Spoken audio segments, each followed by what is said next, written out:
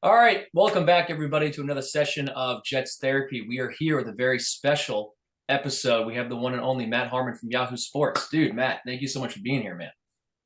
Yo, Dan, appreciate you having me. Yeah, it's great to be on with Gordon here. We literally lived together in the same house in Yeah. college. This is probably the first time I've been on any show where one of the other hosts knows what an embarrassing, terrible, and large human that I used to be in person. So Oh, that's don't come on, dude. Don't I don't look at it like that. I only know maybe you for what I see here, dude. So, dude, I mean, I have no back here. cool. Let's just That's say good. Yeah. I know where you started, and now I know where you are. So I've seen the progression. Let's put it that way, right? We've seen the progression. So There we go. Yeah, we'll leave it at that. But yeah, great timing to have me on the show, guys. I appreciate it. thank you, Yeah, for thank you. sure. Yeah, obviously a lot of big Jets news is coming out today. So really excited to kind of break down the first half of the season, what we got to look forward to, and then obviously the big news today. So let's just get right into it, dude. Zach Wilson benched, sitting on a bench, just like I am in front of my bed. Yeah. Yeah, you and Zach Wilson, basically the same person. Yeah, I mean, Same- it's pretty same person. incredible that I know Gordon and I were going back and forth about potentially doing this last week and see, just real forward thinking for me to let's kick this off 1 week. Because we don't want to, come out of here, come out of the bye week with all this optimism, because it really is a shame, right? Like, this should be a really optimistic time to be a Jets fan. Yeah. It's never is. Guy- It never is. Unfortunately, No, Actually, never no, is. it always is, right? Like being a Jets fan is like riding a roller coaster. They give you little snippets to think like we're there, we've got it, and then they bring us right back down to earth with things like this. You know what Yeah, I then mean? you hire Adam Gase. Oh God. Yeah, but dude, let's start there. Break it down for us. This is honestly, like you said, this is a perfect day to have you on the show because there's so much happening. The Jets are all over the news. I can't turn my television on without seeing Zach Wilson's face and seeing him sacked 6 times. What do you make of all of this? Zach is benched. Mike White is going to be starting, and Zach is trying to move in reverse on some of those comments that he had. What do you make of everything that's happening in the Jets world right now? Yeah, I think the biggest problem here, I mean, there's so many different directions we could go. I think the one big takeaway though that you have to have is that the Jets are almost too good for their quarterback to be, holding them back. And like I wrote this in my Sunday recap column on Yahoo this week, and the problem for Zach Wilson is that he is almost always the reason that they lose games, and he is never the reason that they win games, because this is the good roster right now. I mean, the defense is awesome. They've really, Yeah. they went out and they spent resources in the offseason to make sure that was not going to be a problem, and they spent resources on the offensive side, and we can get to that as well. But they were by some metrics like the 32nd ranked defense last year. They were not going to they were not going to do that this year. They went out and they spent on that. They went out in the 10th overall pick. They take Garrett Wilson. They try to bring in offensive linemen to make that unit better, and they've suffered injuries there. But the offense is good. Like, I like Mike LaFleur as an offensive designer and offensive coordinator. I think there's a little bit of tension, and maybe we can talk about this as well. I think there's a little bit of tension in that. Like, I don't think Zach Wilson, what he does well in the theoretical sense, because he at this point doesn't really do anything well. But like who he was as a prospect was like an off-script improviser that attacks vertically.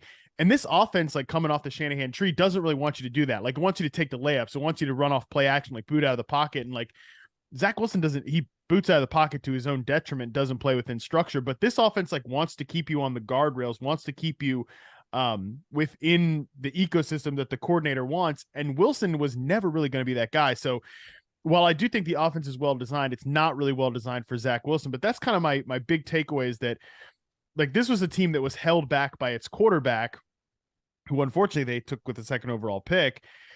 And it's too good of a roster to be that way. Like, it's one thing for the Jaguars to go through lumps with Trevor Lawrence, or it's one thing for the Bears to like go through lumps with Justin Fields. Yep. But like, we know that the Bears were tearing it down. Like the Jets were not tearing it down. They were trying to build up to something, and it's worked despite the quarterback, and that's why they arrive at this point. Although I'm curious what you guys think about this. I think that if Zach Wilson never said, like, if he responds to the reporter's question about, I mean, there's Connor Hughes, right, who asked him, Yeah. do you I think think it was. do you think you let the defense down? I think if he just says can I curse on the show? We haven't. But okay, well then I won't. No, then I won't do it. I won't. Let it rip. I don't think there's any if he's stipulations. if he says what every other, I won't do it. I'll work to your guys' standards. If he says what every other damn quarterback says, when asked that, he's like, I got to play better. We put up 3 points on the board. Like, I got to be better. I got to put it on my shoulder. I don't think he's benched this week. I think they keep rolling with him, but I think he lost the locker room at that point, and that's why we have arrived at this situation. Well, I mean, it's kind of funny that you say that because, Dan and I were talking the other day. It's like hindsight is 2020. You see some of these little breadcrumbs of like something's going on, right? Like something's going on that offensive side of the ball. So to kind of what you said, like this team is ready now. And I think that was a little faster than any of us expected, right? Like they brought in resources, they spent resources on the defensive side of the ball. So that's like kind of shades of that Bengals defense. You know what I mean? That they went off that one-off season before they had that Super Bowl run. Like they spent big and their defense was phenomenal. So shades of that, but like the offense, I don't think anybody expected it to be this good, this quick. But yeah, dude, Zach Wilson, if he doesn't say those things, if he doesn't get there, I don't know, man. But like you look back before the trade deadline, they elevated Mike White to QB2 instead of QB3. So that was kind of like a little question mark as to why they did that. And then obviously the Elijah Moore trade, I think it's like there were these breadcrumbs there that if you look back or someone probably thought it, but something was going on and maybe they didn't have just that inkling of disbelief in that Wilson was the guy. You know what I mean? So. And I think you hit the nail on the head. I mean, Zach Wilson's never had to play within a certain scheme. Yeah. When he was in college and he was at BYU, I mean, it was just a shootout. And he was playing against a lot less talented teams. Obviously, he wasn't even playing against the Alabamas and the LSUs and the Clemsons of the world.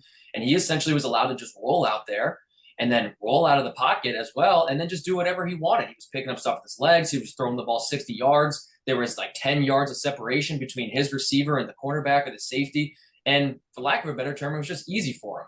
Then he got to the NFL. Everything sped up. He tried to figure out, all right, can I still play within the same mindset that I had in college? Or do I have to adopt this new scheme that LaFleur is trying to make me play under? And we've seen glimpses in the beginning of the year last year. He was trying to play like a college athlete. I think he was trying to figure out, hey, can I do what I did before here?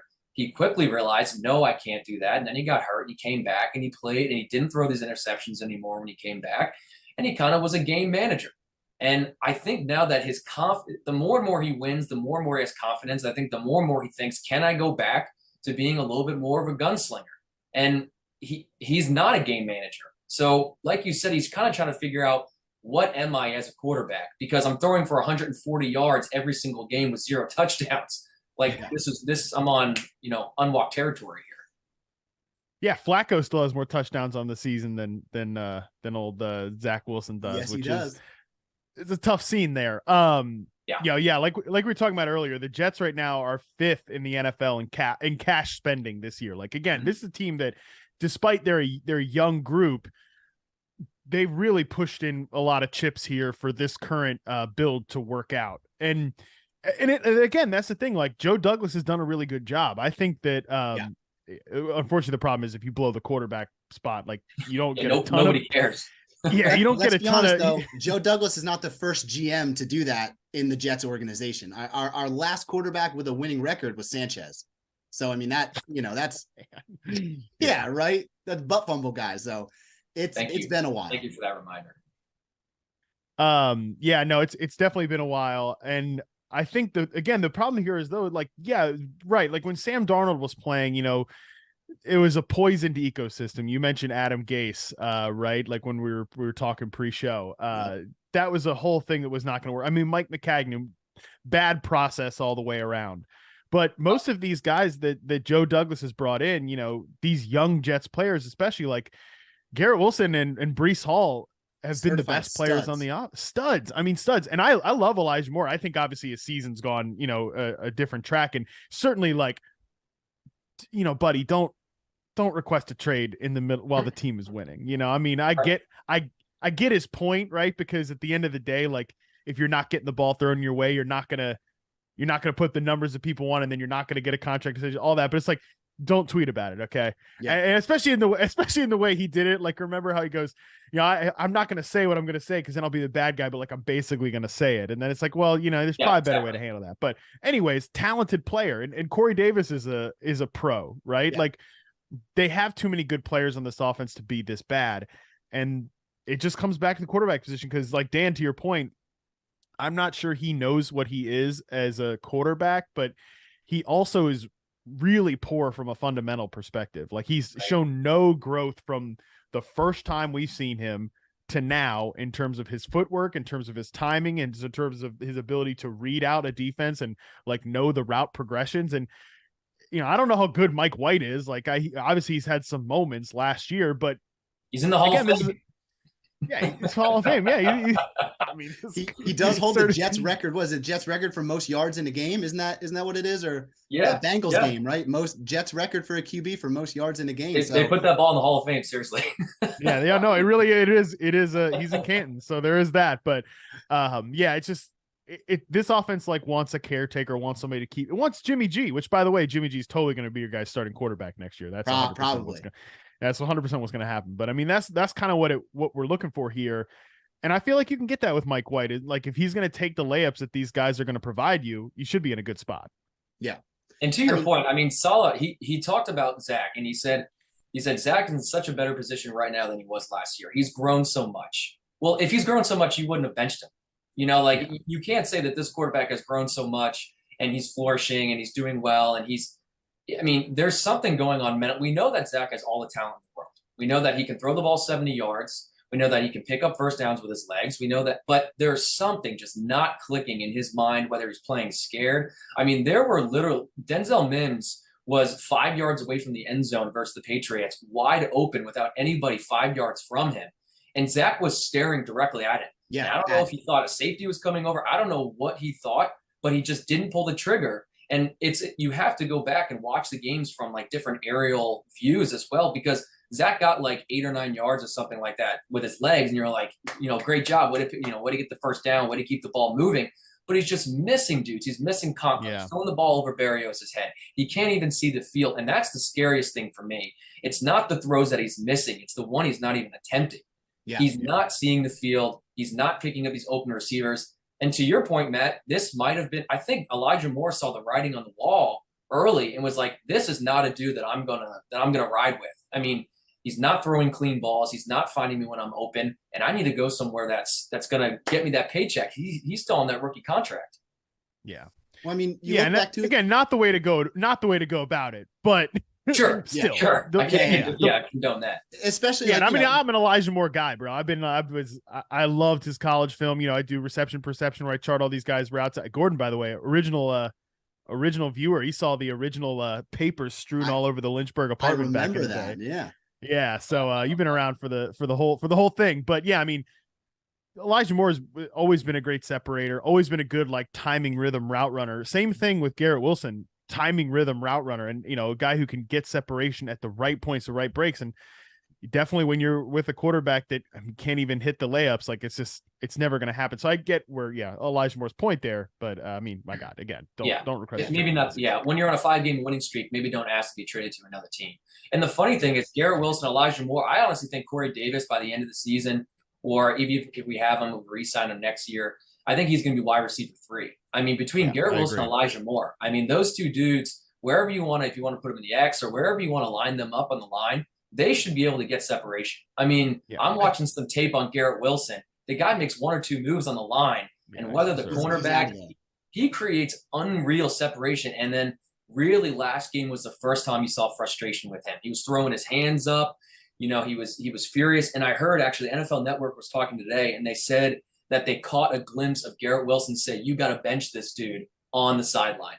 Oh, wow. I didn't see that. Well, and you look back, what was it, training camp or just when Flacco was first playing, when Wilson got hurt at the beginning of the year or something like that, Garrett said, he's like, why do you, what's the difference between Flacco and Zach? He's like, Flacco throws receiver-friendly balls or something like that. He has the touch, and it's like, that, that's like at the time, it was like, okay, that's the difference between a veteran and a second-year quarterback, right?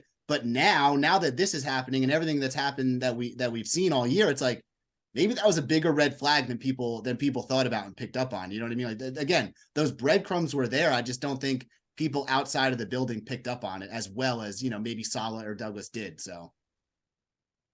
But yeah, Garrett Wilson, number one in success rate versus man coverage, number one in success rate versus press among the rookies so far in reception perception. Guys, it's open all the time.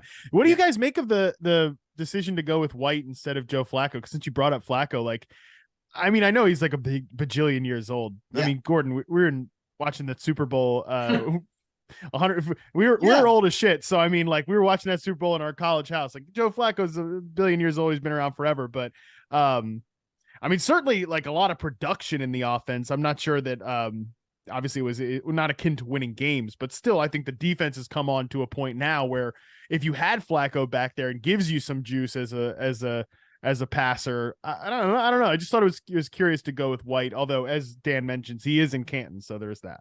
I gotta think it's like you look at you kind of look at our offensive line, right? Like, they're better than they were when Flacco was starting the beginning of the year, but there's still some question marks, right? Like Herbig is still injured a little bit, or he might be coming back this week.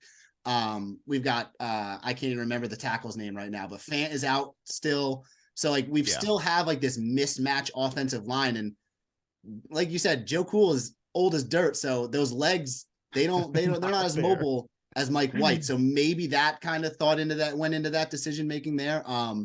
To be honest, I was a little surprised. I thought if we were going to bench Wilson, it would have been Flacco, because he's that sit in the pocket, kind of stay within those parameters that you want for a quarterback.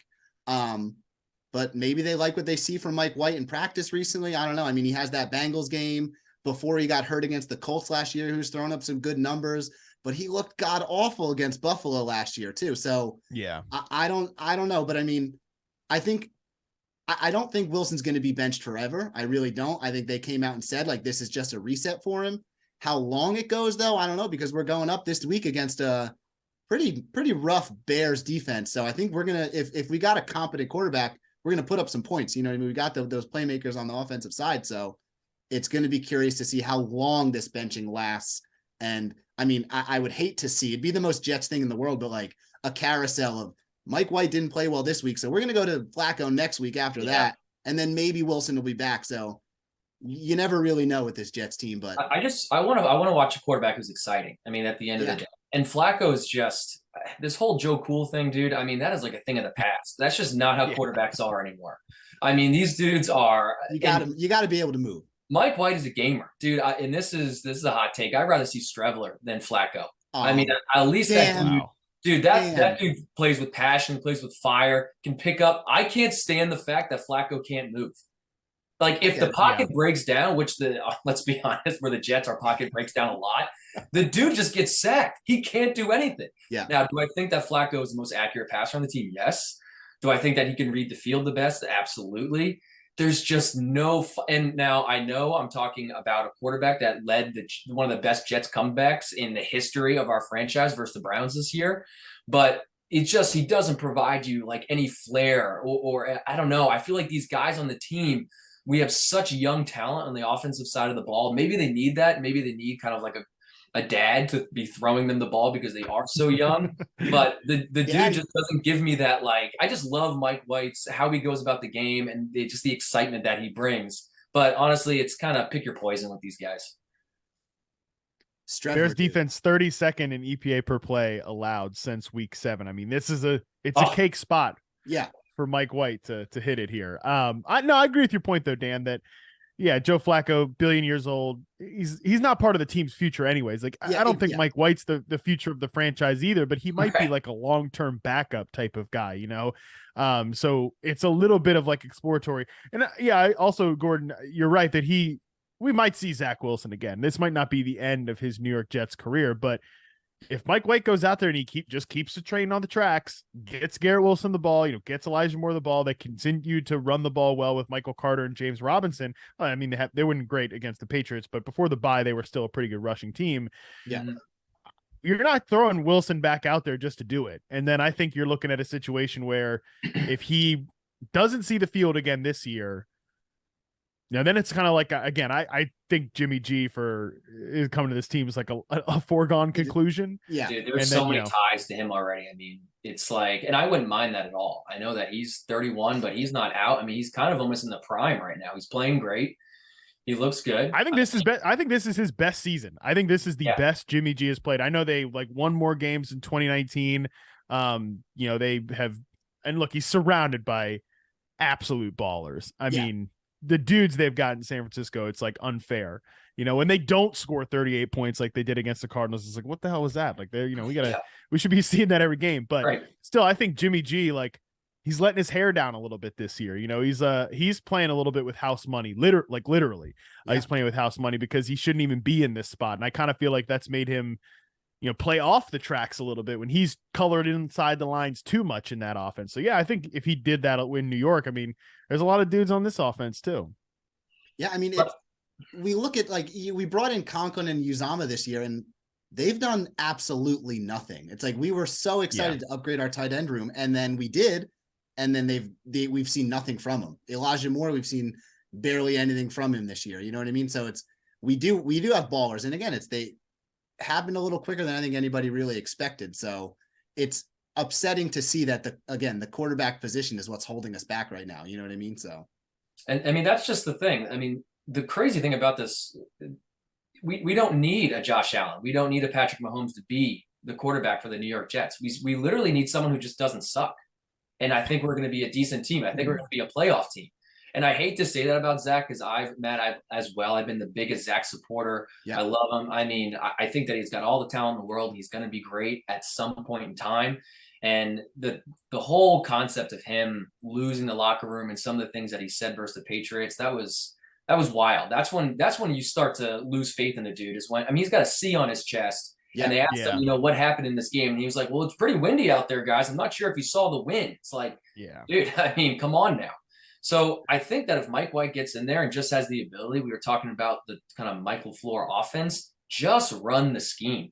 I mean, when he had that great game versus the Bengals, I don't know if he threw the ball over 25 yards, 20 yards. He was finding his checkdowns. He was hitting his slants. He was playing smart. He had a few turnovers, but a couple of them were on tips. I mean, we don't need, and I think we should kind of shed some light on our defense right now because that's the reason why we're 6-4. Let's just break it down. Yeah. Everyone keeps saying the Jets are 6-4, like we said, despite the play that we have seen from Zach Wilson. If Mike White comes in, is able to be that game manager, which I think he does easily because he doesn't have that arm talent that, is going to throw the ball 60 yards down the field. If he comes in and just runs the offense to a basic level, puts up 23 points, 20 points, I think we win games. Yeah. Couple Mike White notes from 2021, 6.2 air yards per attempt. Only 6% of his passes went 20 plus air yards. 55% of his passes less than 10 air yards. 17% short of the line of scrimmage. 26% of his passes went to the slot. 32% to guys coming out of the backfield. Yeah, 100%, Dan. You're correct. Like he's not. Almost, you know what I mean? But how do we get those stats, dude? Imagine being able to pull that up on the spot. but to your point, like, and we've got guys who we've got physical receivers, you know what I mean? And Elijah Moore with the ball in his hands, he can get that yard after the catch. Garrett Wilson, he's fast as heck, you know what I mean? So just get the ball into their hands. And I think that's the upsetting thing. It's like, last year I think we kind of said it a few times last year. Like Wilson's struggle last year was hitting those little out like flat throws, you know what I mean? Hitting the quick slants and things like that. And like, you would have expected that to get better in the offseason, and it's gotten worse. He's missing open receivers in the flat. His timing is off. And like you said, he's just playing scared. So I think we get someone in there who is that game manager, who does kind of fit in that scheme. We'll see our receivers in our offense just flourish. You know what I mean? And again, I think we have a phenomenal, and don't want to take away from that Patriots defense. I think they played very, very well last game, but like, kind of like you said, we have a 1-2 punch that, obviously before Breece Hall got hurt, Breece Hall was an absolute stud. Shades of LaDainian Tomlinson in Pittsburgh. You know what I mean? He was becoming the offensive identity. He was the offensive identity. So, we went out there and got a bruiser in James Robinson. So we still have that 1-2 punch a little bit, obviously knocked back a few notches, but a bruiser in James Robinson who played behind Ty Johnson last game. Yeah. And that was, and see, like, Matt, I think you kind of alluded to it a little bit. I don't think Wilson played very bad. Let's put it on that. But like, we've got to put some of this on the coaching staff, right? Like, I don't think, I don't know, dude, you got to play to Wilson's strength a little bit. And I think there was one bootleg throw, and it was the first play of the game last game. And that was it. Like, we know the kid loves to throw off schedule, to throw on the run. So get him some bootlegs, get him. And again, maybe the defense wasn't giving us that, you know what I mean? But I don't know. I feel Gordon, did you not hear me earlier? It was windy. It was very windy. It was windy. What don't you understand about it was windy? Yes. I mean, you can't. I can't believe he said the thing about the wind. It's just like, Matt, could you imagine Justin Herbert? Like, I mean, Justin Herbert's he's a good quarterback, but like, I mean, I've had, not to name drop, but I've had a lot of times to sit down and talk with Justin Herbert. Can you imagine him getting up on that podium and being like, no, I didn't let the defense down. It was windy out there. I mean, give me a break. And that's after Matt Jones went like 23 for 27 with Matt Jones balled out. That would have been Wilson's best game of his career. Well, it wasn't windy. It wasn't windy when Matt Jones was throwing also. Dan, the wind died down. It's the way the wind was going on the field, okay? Yeah. By the way, the Patriots, I mean, they suck too. Like, they got two goofballs over there calling plays. Matt Patricia. Joe Judge. Like, what are we doing here? I mean, that's the thing. Like, I can't wait to see what they do against the Vikings on. I mean, that's going to be like one of the biggest referendum games, I think, on the Thanksgiving slate. But like, the Patriots have to kind of be like, ooh, thank you, New York, for making us not look like a freak show over here, scoring 3. I mean, their offense scored 3 points too. Like, that's the thing where we're talking about like losing the locker room. That like I've talked to enough NFL players to know that when the guys know when the quarterback doesn't have it, and that almost, I think you talk to players off the record, like from the top to the bottom, they all secretly think, although they won't say it, that the quarterback gets too much credit when they win and they don't get enough blame when they lose. So then when you go out there and don't take the blame, and it is 100% your fault. Yeah. I know you make some points about the play calling and stuff like that, but the defense plays well enough to hold an offense to 3 points. Like, you have to win the game. You have to put yourself in position. And when you don't, the guys know, and I think you guys are right to say it's been brewing for a while. Like, the Elijah Moore thing was definitely a signal. Some of the stuff that's been going on, it's been a signal that the longer it goes on and the more you win. And, I mean, Sauce Gardner, he's like the runaway favorite for defensive rookie of the year. They've got so many dudes there that, I hate to keep saying it, but it's just like you lose the locker room at that point when you don't have it and you don't take that responsibility. So, I mean, but anyways, point in all I'm saying, like, the Patriots, they got let off the hook in that game for sure. Yep. Yeah. Now again, say that game goes to overtime, you never know what happens, but like, I think we know what happened. It was still windy, so the wind doesn't go away. The wind lets up in overtime. You don't know that? The wind stops in overtime. Yeah, and on top of that, I mean, the Patriots got to our red zone like 3 or 4 times, and I mean, that game should have at least been 6-3, 9-3. Folk missed like 2 kicks or something along those lines, but they were in our red zone, and it was because of our defense knocked them back like 10 to 15 yards every time they got into our red zone. Was the only reason that they weren't putting up easy points. So when the defense is literally doing everything to win a game, and Matt, to your point, your quarterback is literally the main reason why you're losing. And then after the game, I know he's upset and he doesn't like the media. And Zach has said things. It wasn't just after the Patriots game. He has said things like, I don't think anybody outside of this locker room knows what they're talking about. And he says it with like a joking, laughing, tone. He needs to understand that you're upsetting the media, you're pissing them off, and you're going after Jet fans. Because this is a passionate group of people. We have a lot of strong opinions about this team and about the quarterback, and you're giving us a big middle finger like, well, I don't really care. You don't know what you're talking about. Well, if you're going to say that, okay, I can accept it, but you better win.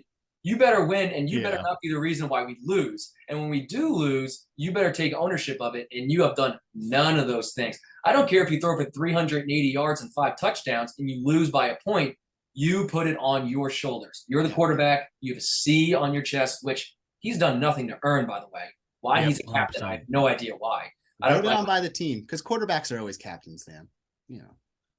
Not in San Francisco. I thought that was always interesting that, with Trey Lance, like, they never made it that it's like, hey, we got dudes here, right? And I think sometimes obviously sometimes it's no secret that the team just hands out the seat of the quarterback just to try to establish him. And yeah, they've tried to establish him. And I just bring it back to that. I don't think he ever really fits. I think from a personality standpoint, you bring up a good point, Dan, that like, New York is like different too. Like you guys are a passionate fan base. Like, you guys we rule like, Twitter. Yeah, right. Those rookie of the week belts, dude. Heaven forbid there's a Jets player on that. It's going to the Jets. Yeah. I mean, you guys are a passionate fan base. The New York media market's different. Like, you can't act like a brat, right? And like that was the stuff pre-draft that it was like he's a spoiled brat type of thing. And I mean, I hate to say it about some. I've never met Zach Wilson. I don't know Zach Wilson, but like I'm just saying that's what people say about him. So, and I mean that's how he's acting right now. And so it's coming to fruition. So that's tough, right? Call so that's tough. Spade, And just I mean, I think he was always a curious fit in like a Shanahan style offense, with LaFleur, but there's always like that stuff when it's like the front office and the GM sees something like from a talent perspective, and then it's on the coaching staff to unlock that. And obviously they haven't unlocked that, but he hasn't made it very easy either. Yeah. Well, I don't want to. We could sit here and talk about Zach Wilson for a long time, and I don't want to take up too much of your time. So I want to just get your opinion on what do you think the Jets need to do moving forward? It's funny. I feel like the Jets are 1-9 right now. Right. Exactly. I know. I mean, we're 6-4, and this is like the first week in weeks where we've actually been out of the playoffs, and we're playing in a really tough division, obviously. And the AFC East, I mean, they got some ballers, they got some good teams. The Jets are 6-4. They need to win games. Matt, what do you think this team needs to continue to do differently to have the ability to make a playoff run and potentially get that berth? Yeah, just losing that game in New England, it's so tough because now you've lost 2 to New England. You go from being in a playoff spot to now 4th in the division, and it's such a good division. And at least we have this, participation trophy final playoff spot that the NFL added a couple years ago, so you can still sneak in that way. But yeah, I mean, the margin for error is really thin in the AFC East and just the AFC in general. I mean, the Chargers are a pretty solid team, and they're out of the playoff spot at this point. Like, it's just going to be tough. So I think a lot of what needs to happen the rest of the year is a lot of the things that we've already talked about from an offensive standpoint. Like, this is a defensive first identity team. And you've got dudes over there. You've got ballers. We talk about Sauce. We talk about, DJ Reed, like all these guys that have played really well. Like a lot of the, one stat that's really interesting about the Jets is like last year they blitzed on like 24% of their plays. This year they're down to like 15%, third fewest blitz rate in the NFL, because you don't have to do all that cutesy stuff anymore. You've just got guys that can win up front. And I mean, as much as we talk about how the Jets haven't had a quarterback in a long time, what is it like since John Abraham that you had like a good pass rush, a good edge rusher? Yeah, exactly. Since Jonathan Abraham, that was which is absurd. We thought Golson was going to be it, but he wasn't it. So, Golson. I mean, yeah, Ooh. tough break there. But no, I think overall, you just have to be a defensive first team, and you have to keep the trail track. I mean, like Michael Carter's a good running back. He's just not Breece Hall, he's not a guy that, he's not a field flipping player, like a guy that you can give it. Even in Breece Hall's last game, he had that absurd long run. He's just that type of guy. Man, I think that a lot of what you're looking at is just, you're going to be a run focused team, and like Mike White just hitting layups, man. And I think you can win a lot of games. Is it going to be enough for a playoff spot in the AFC, with how crowded it is there? I don't know, but I think if these guys like Garrett Wilson and Elijah Moore, mostly Wilson, because I think he's established right now, and we'll see what we get out of Elijah Moore as a slot player. I do like the move back to the slot for Moore. For sure. But if those guys are as good as we think they are, then they can take over games, and with the quarterback just kind of holding their hand along the way. So I think a lot of it is just going to be about finding that identity and figuring it out. But the defense is good enough absolutely to get them a playoff spot. I think so much comes down to that. We played the Dolphins last game of the year. So I think so much is going to come down to that game. I mean, I think honestly, I think to be in the hunt in the AFC East, we've got to beat the Bills and the Dolphins again, right? Like you have to, because if we lose to the Bills, then it's comes down to, you got to think it's going to be the remaining schedule, and we've got some tough games. We still have the Vikings to play. We still got the Dolphins to play again, and then the Bills. You know what I mean? So we've got a tough remaining schedule based on how teams are playing this year. So it's going to be a very difficult. But again, to your point, I think we have we went from the floor to the ceiling as far as defense goes. We have a top 3 defense right now. We got playmakers all over the field. Sauce is a certified stud as a rookie. I mean, and then DJ Reed coming over. You know what I mean? So I don't know. It's definitely defense identity first. So. And I like the way that, I mean, just specifically with the Miami matchup, because you're right, that's going to be a big one. That might be like a win and in type of game. It's hard to project. You're going to have to catch at this point, now that they're out of the playoff race, if it started today, they're going to need to catch a couple breaks, right? They're going to need other teams to stumble, stuff like that. But if just like say hypothetically, it comes down to a situation where it's winning in with Miami there, Buffalo wins the division. We'll see. I do like that the Jets are an extremely zone coverage heavy defense, and they're so good in that zone coverage because nobody plays man coverage against Miami. Like Tua has one of the lowest dropbacks rates against man coverage this year because you have Tyreek Hill over there. I mean, you play man coverage against, you're going to be filleted either way, but you'll really get filleted if you play man coverage. So it's a pretty good matchup there. Even though Miami's so explosive with Tyreek Hill and Jalen Waddle. How you have to play Miami in terms of being zone heavy, in terms of putting multiple guys back, that's great. It's a great fit for New York there. So I think winning that matchup will go a long way. I will say Sauce is the number 1 cornerback in man coverage right now, though. Yeah. So. I mean, he's great at that. It's just like if you play man coverage on Tyreek and then you got Waddle your popping second, out yeah.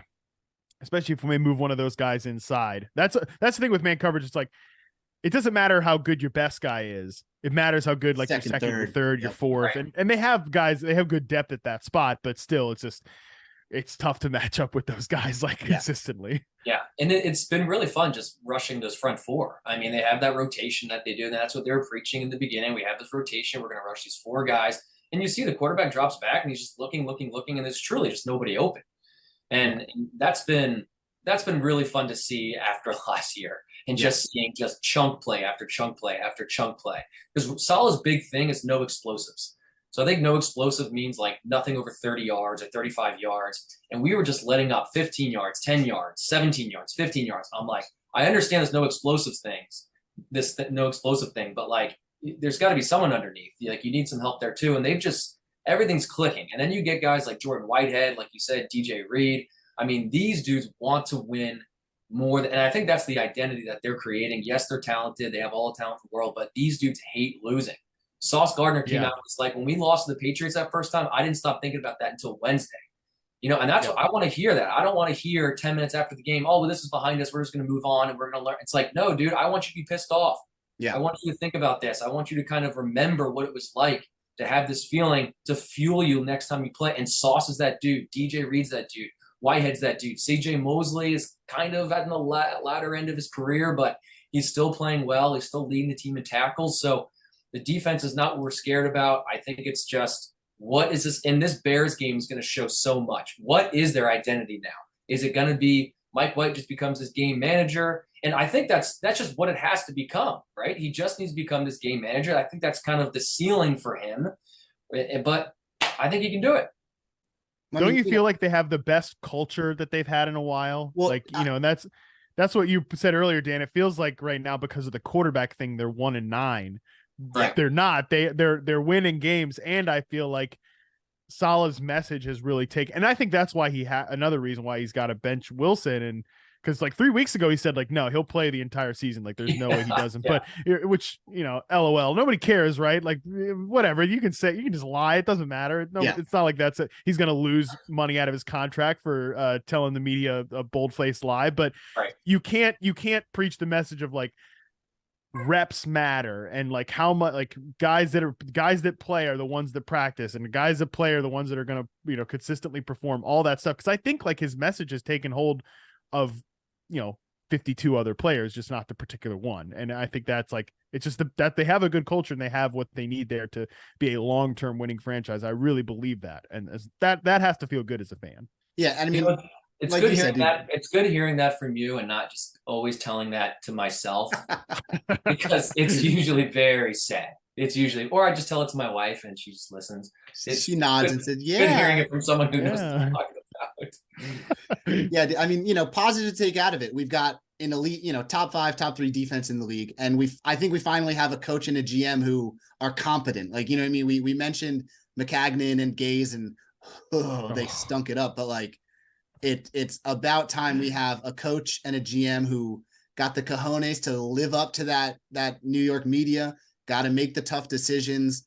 And again, dude, it's like, not to bring him up, but like, this is why Jamal Adams left the team, right? Because he was the only person, he felt he was the only person on that team that cared about losses and like cared like, okay, let's go on. Like, what can we do? So, I mean, the culture has finally changed to where everybody feels that way now. And again, I think it was, like you said, Matt, Connor, except for the quarterback, because it was too windy. Right. I mean, there's a lot of wind out there. We have to remember that. And I think it was Connor Hughes who did tweet. He was like, it was either him or I forget who it was. I don't want to misquote, but they were like, I've been doing this a long time. And that was the quietest locker room I've ever been in my life. Yep. And it's just like, that's what you want. Do you want dudes playing music, having a good time afterwards, putting smiles on their face, just saying, hey, we'll get them next time. We'll pull ourselves out of this. No, you want guys that are going to be angry, guys that are going to be emotional. And you saw that right from the get-go. Right when we weren't playing well in the beginning of the year, Quinnen Williams got up and started screaming at the defensive line coordinator. And dude, that changed things. Like literally that arguing match, that screaming match on the sideline, it changed the rest of that game. And it's kind of changed what we've done moving forward. We're seeing a lot more Carl Lawson. We're seeing, obviously Quinnen Williams is there and Jermaine John. I mean, it's just these dudes are all coming together. They're all gelling and the culture is there. And that's why we don't need kind of this attitude from Zach Wilson, like, I'm going to start no matter what. Yeah. And he's even after apparently, he gets benched. Gordon, you sent the tweet in our little group chat about it. He just says, "Why me?" I mean, for God's sakes. Yeah. I cannot believe Saleh said that. Now, again, we'll see the full quote was, so I watched the press conference. It was like Saleh kind of, when it's that line isolated, yes, it looks really bad, but like, anybody's going to say, what I mean? Like, anybody's going to say, why me? But yeah, I get it. Like, you want to question why you're getting benched, but like the fact that Wilson had to question why he was getting benched, I think shows you that he doesn't get it yet. Right. Like you kind of look back and like, yeah, you can say, you can go speak to Saleh, you can go speak to the defense after and be like, look, I made some bad comments, but it still came out of your mouth. You know what I mean? Like, and you still played really bad. So, and dude, the quarterbacks get benched, man. Tua got benched. Matt Jones just got benched. That's a good point. These good quarterbacks get benched. And like, if you are resilient and you actually have the confidence in yourself and the confidence that everyone's been talking about that Zach has, he will come back from this better. He's going to get his shot. He's going to get his shot to come back. I truly believe that. Now he will be an outlier. He will he is in. He's the worst. He is literally the worst quarterback in the league. And that's why he's being benched on top of him saying, it's not my fault. It's windy. I don't feel bad for the defense for how badly I played.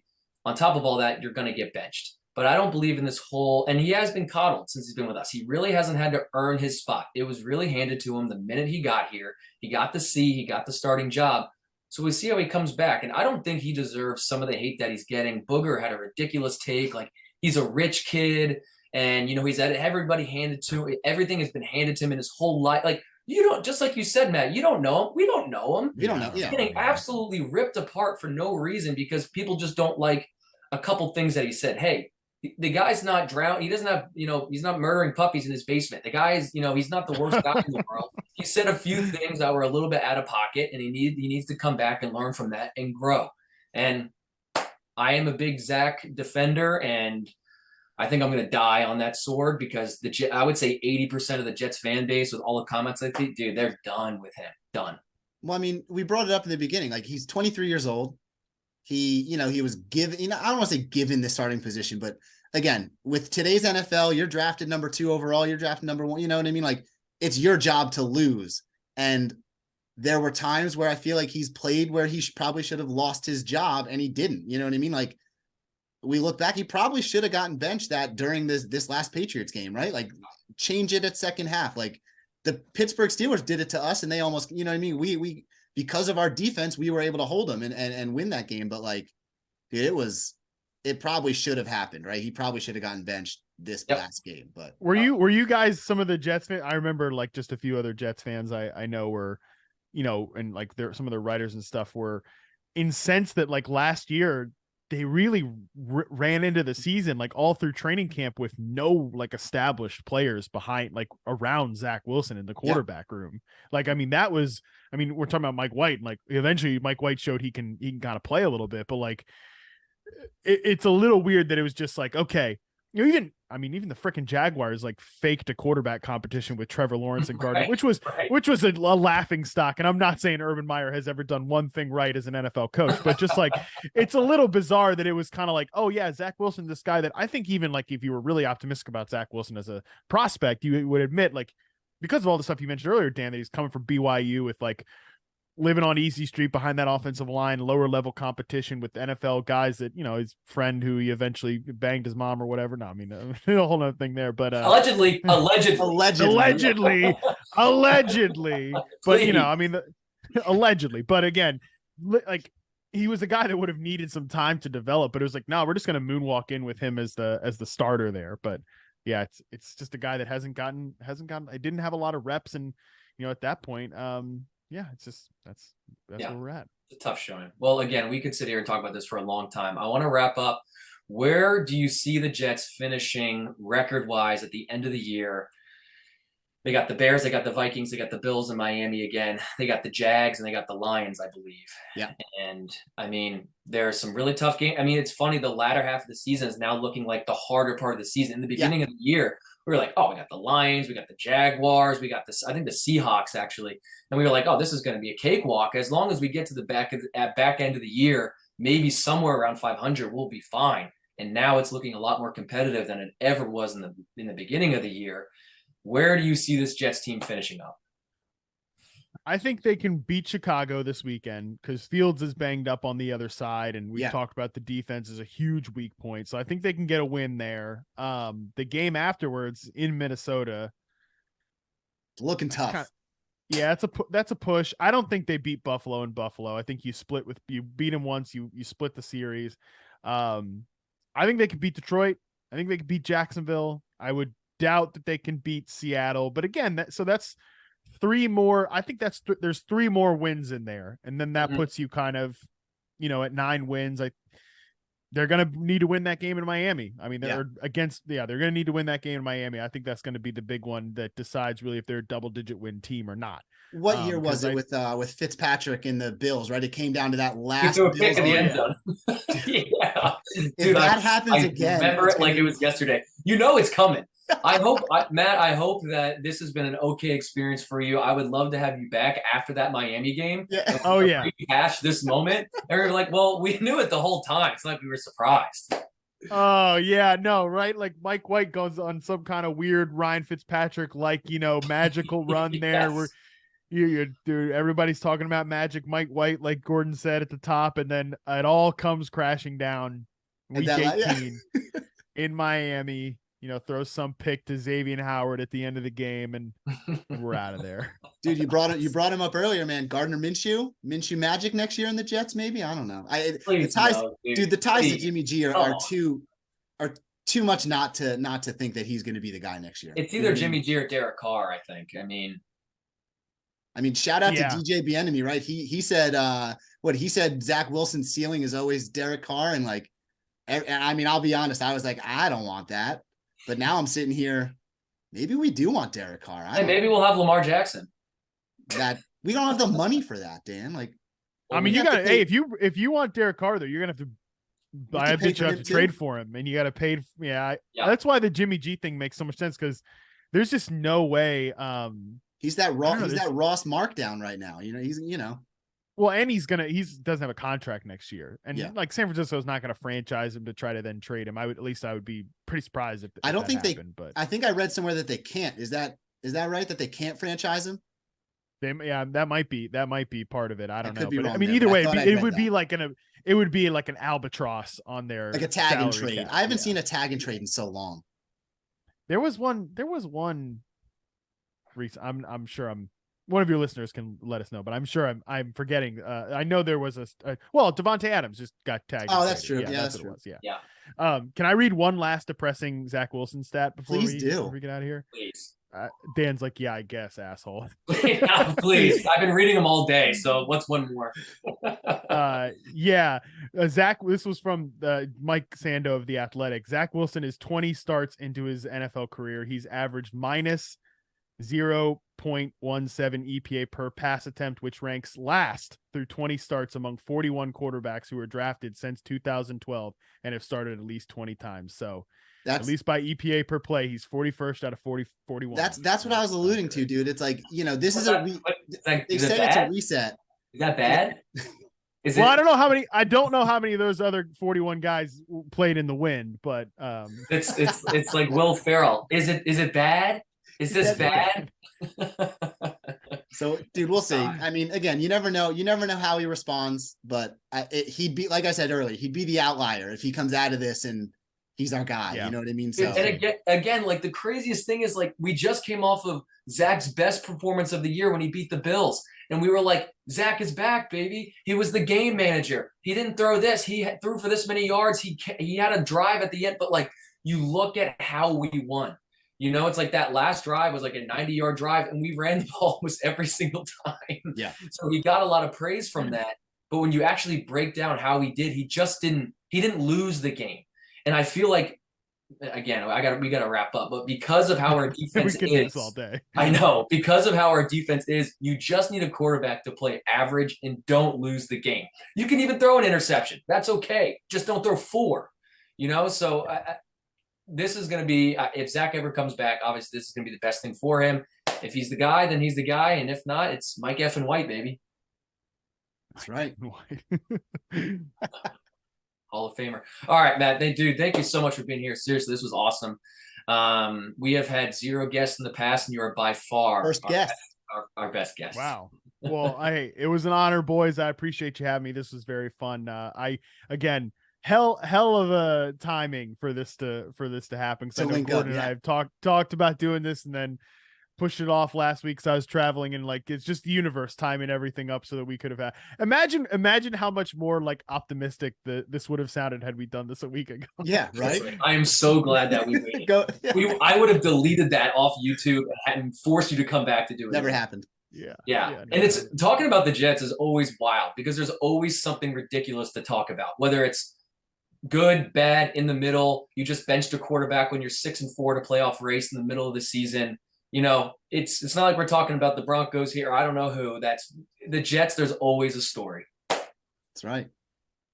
All right. Thank you, everybody, for watching another session of Jets Therapy. We will be back to talk about the Bears. Gordon and I will be breaking that down. We love y'all, and we'll talk to you soon. JETS. Yeah. Matt, tell everyone where they can find you other than this. Oh, yeah. You can find me on Twitter at Matt Harmon _BYB and, Backyard Banter. Not many people know what that means, Not many. No, literally, people do not know what that means. And yeah, you can find my work. Yahoo Fantasy Football Forecast is the easiest place to listen. We do a weekly show with Austin Eckler there, and receptionperception.com. I got a lot of great Garrett Wilson stuff there for the people if they want to check it out. You still rocking that Weebly? Not for my actual website, but yeah, I mean, Backyard Banter is still up, right? It is still up. I got an email actually today or yesterday that is like, hey, your web address is renewed, but no, it's not a Weebly site. The Reception Perception, the actual business, is not a Weebly site. Yeah. Step up the right. We saw where you started. Now you're here. There we go. Well, thanks again, Matt, and again, appreciate it, guys. JETS. All right. Jets. Bye, everybody.